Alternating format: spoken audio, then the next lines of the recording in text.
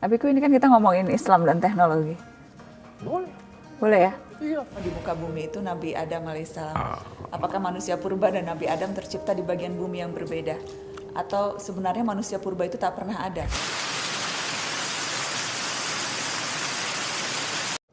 Assalamualaikum warahmatullahi wabarakatuh. Teman-teman, bertemu di Syihab dan Syihab. Saya Najwa bersama Abi Quraish Syihab, dan hari ini kita ingin belajar soal Islam, ilmu pengetahuan, dan teknologi.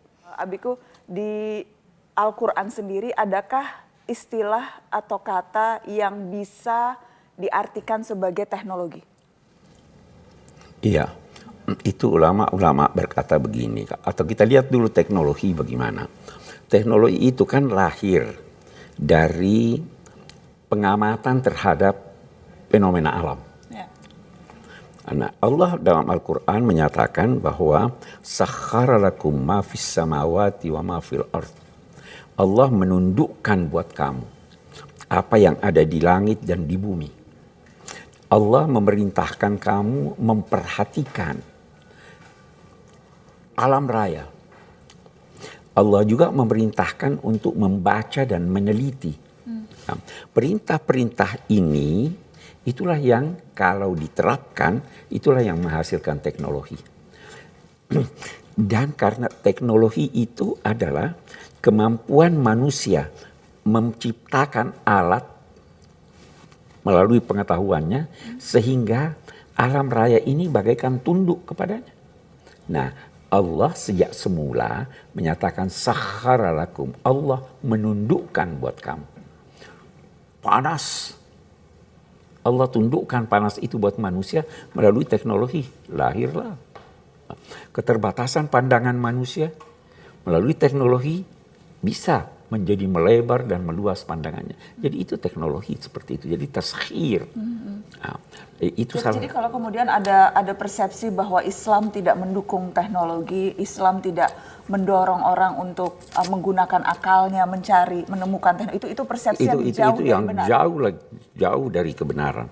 Kita lihat kemajuan peradaban Islam itu jauh sebelum Eropa masih dalam alam kegelapan. Ulama-ulama Islam, khususnya yang di Andalusia, di Spanyol sekarang itu, melakukan penelitian-penelitian dan menggunakan akalnya dan sebagainya. Dan itulah yang merambat sampai ke Eropa.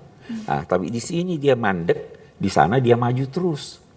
Sehingga kita ketinggalan, padahal sebenarnya yang memulainya kita. Yang memulainya justru dunia Islam. Dunia Islam. Dunia Islam yang memulainya.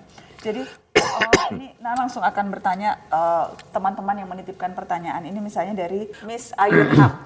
Mbak Nana, aku mau tanya perihal teori sejarah adanya manusia purba zaman dahulu.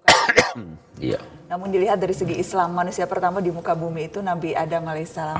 Apakah manusia purba dan Nabi Adam tercipta di bagian bumi yang berbeda? Atau sebenarnya manusia purba itu tak pernah ada? Karena selama ini jika saya tanyakan itu ke guru sejarah, tidak pernah ada jawabannya. Tolong diberikan jawaban menurut pandangan Abi Quraish.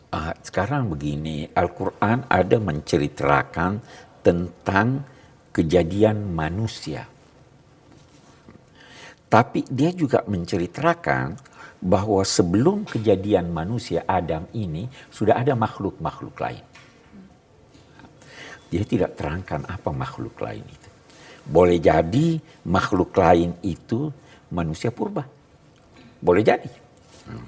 Kemudian ketika dia berbicara tentang manusia pertama ini, Al-Quran hanya menyatakan bahwa dia diciptakan dari tanah.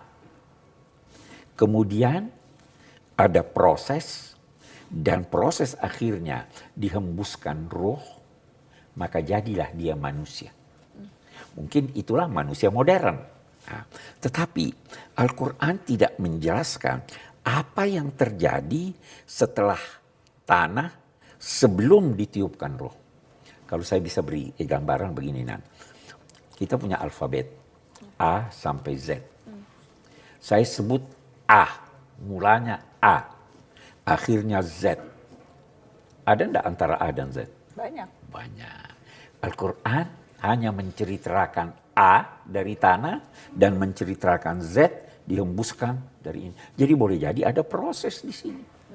Nah, Al-Quran tidak menjelaskan hal ini. Karena itu ada orang berkata begini, apa memang benar itu teori Darwin atau New Darwinisme. Kita katakan Islam tidak membahas itu bidang ilmu. Kalau ilmu bisa membuktikannya, maka dia tidak bertentangan dengan Al-Quran. Karena Al-Quran hanya berkata dari tanah akhirnya Ditiupkan roh menjadi ada. Ya kan? Itu bidang ilmu. Jadi tolaklah dia atas nama ilmu atau terimalah dia atas nama ilmu. Jangan libatkan Islam Al-Quran di sini. Al-Quran hanya berkata A dan Z. Jadi bisa saja orang percaya teori Darwin tetapi juga percaya Banyak dari ulama Islam yang percaya itu. Dan membenarkan itu. Ibnu Khaldun salah seorang yang menyebut tentang hal itu. Bahwa ada proses dari kejadian manusia ini. Sampai dia mencapai apa yang diistilahkannya alamul qirada.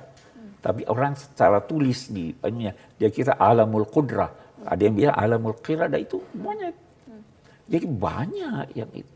Tapi dia tidak atasnamakan Al-Quran. Dia atasnamakan penelitian. Kita juga begitu. Kita tidak wajar menolak teori Darwin atas nama Al-Quran. Tapi silahkan tolak atas nama ilmu pengetahuan. Jangan juga menerimanya atas nama Al-Quran. Silahkan terima atas dasar ilmu pengetahuan. Oke, Nanda bisa menjawab ya. Dari Dirham 94, Islam tidak menolak teknologi tetapi masyarakat Islam banyak diantaranya mengalami kejumudan berpikir akibat teknologi. Seperti apa masyarakat Islam yang berteknologi agar sikap perilakunya tetap berada dalam sikap Islam itu sendiri? Memang kita harus akui bahwa teknologi bermacam-macam. Hemat Abi begini, Islam tidak melarang teknologi, tetapi penggunaannya itu yang harus diatur. Jangan jauh-jauh saja, kita contoh yang sederhana, TV, hasil teknologi. Tapi apakah semua yang disiarkan di TV wajar ditonton? Tidak. Jadi dia tidak menolak kemajuan teknologi. Silahkan maju, silahkan kembangkan. Tetapi berusahalah mengembangkan teknologi itu sehingga sesuai dengan tuntunan-tuntunan agama, sesuai dengan kepribadian manusia. Jadikanlah manusia itu manusia, jangan jadikan dia binatang. Termasuk jadi menggunakan teknologinya pun untuk kepentingan memanusiakan manusia. Memanusiakan manusia.